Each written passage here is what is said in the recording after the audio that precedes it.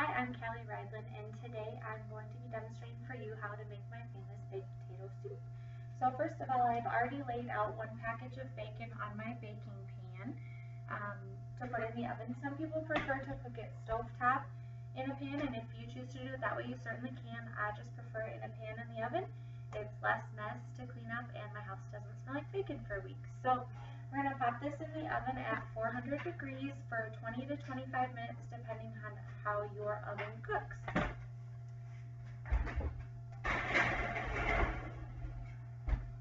Okay, so now we've pulled our bacon out of the oven, and what I've done is I've drained the grease off of the pan and put it in this container because we're going to use some of that grease to saute our onions and garlic in it. So I've drained the drippings into this container and set the bacon aside to cool because we'll use that later. So what I'll do next is I'm going to take some of this grease and pour it in the bottom of my pan. I usually use just enough to cover the bottom of the pan. You can use more or less depending on how much bacon flavor you use. So there is a little bit of flexibility in this recipe, so make it your own.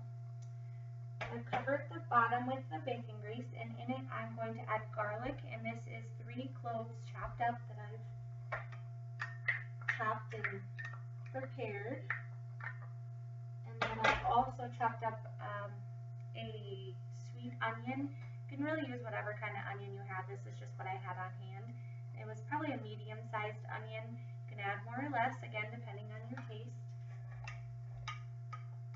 Add that in there. And now what we're going to do is we are going to saute this garlic and onion in that bacon grease to really get that flavor mixed in, and also to tenderize that onion and garlic that will be in our soup. Okay, so now that I've sauteed the onions and the garlic here in the bacon grease, I'm going to add some spices and such to it. I turned off the heat because once we add the flour, it's going to thicken it quite a bit, and we don't need any additional heat at that point. So now what I'm going to do is I'm going to add in the flour, and I've already measured it out, and in here is 9 tablespoons. So we're going to stir it in just a little bit at a time, which will allow the bacon grease to really absorb that flour. And after we have added all the flour, it is going to look a bit chunky. Just know that that is normal. That flour is really going to thicken it up, and it's going to be the base of our broth for this soup.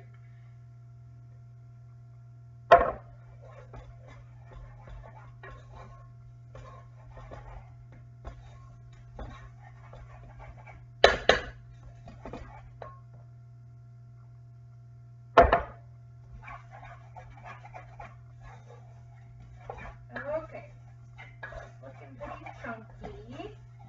And so that was the flour, and next we're going to add the spices. So in here I have 3 tablespoons of salt, 3 teaspoons of salt, 3 teaspoons of basil, and a teaspoon and a half of pepper. So we're going to add that in. That's going to be our flavoring for the soup.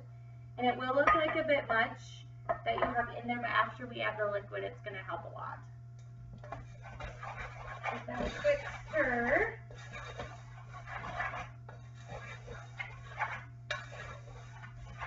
Okay, now I've got the spices and the flour mixed in, and the next thing we are going to do is add the broth slowly but surely. So this is just, I've already measured it out, this is just chicken broth. This is 9 cups of chicken broth. So we're going to add it in slowly, and I'm going to use a whisk to help mix it. That way we can work out those chunks in the mixture that we just made with the flour and the spices. Woo! And that is not what's supposed to happen. You probably should not pour it on the hot burner, just an FYI. If you do, it's not going to hurt anything. Just make sure you clean it off before you proceed. So we're going to move to the other burner at the moment.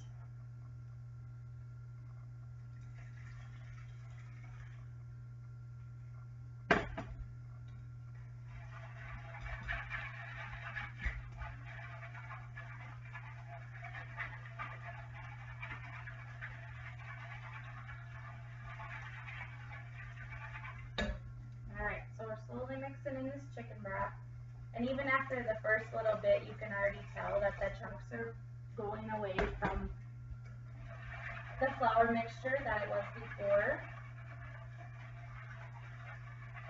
So I'm just going to stir in the rest of this chicken broth, and then I'm going to bring it to a light boil. Don't let it get overboard, just a light boil. And that will help the flour really kick in with that chicken broth and really thicken the sauce. So now that we've brought our mixture with the chicken broth and everything to a boil, just a slight boil, we're going to add the half and half cream. So I have measured out 3 cups of half and half, and we're going to add that in.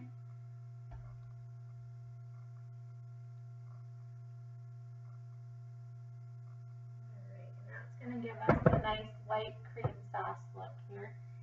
If you would like to, at this point, you can add a hot sauce if you like things spicy.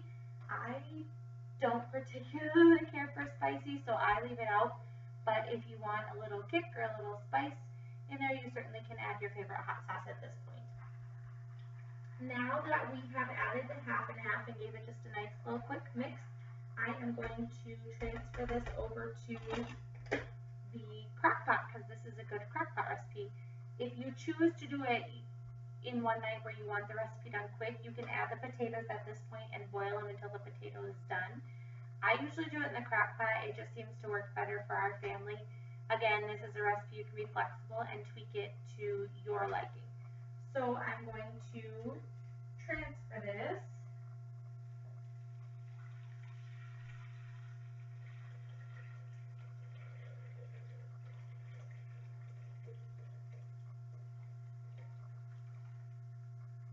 Be careful as you're transferring that to burn yourself with the splatter of the liquid. So now that we've transferred our liquid over to the Crockpot, I'm going to add the potatoes. So I've already chopped up potatoes, as you can see here. The amount kind of depends on how much room you have in the Crockpot. It usually seems for me that I chop up 5 to 6 really large potatoes for this, and I think that's about what I have today. So I'm going to add this into the Crockpot slowly again, otherwise it'll splatter.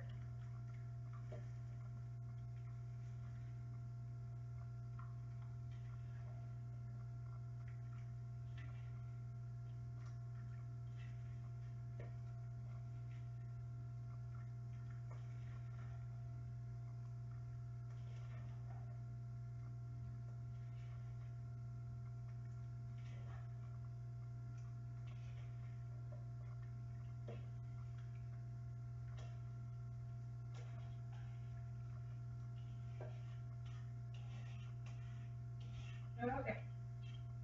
Now I've added the potatoes to the cream mixture in the Crockpot.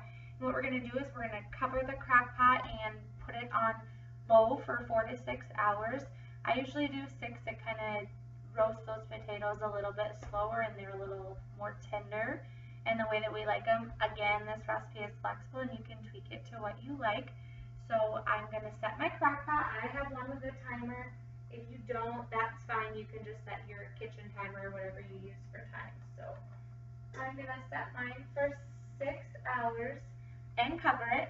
And then while it's cooking, I usually will crumble up the bacon that we cooked before. And you can either add it in during the cooking process, or if you want it more crunchy, you can wait till the soup is done and you can sprinkle on top with shredded cheese. So I hope you enjoy, and bon appetit. Enjoy the recipe.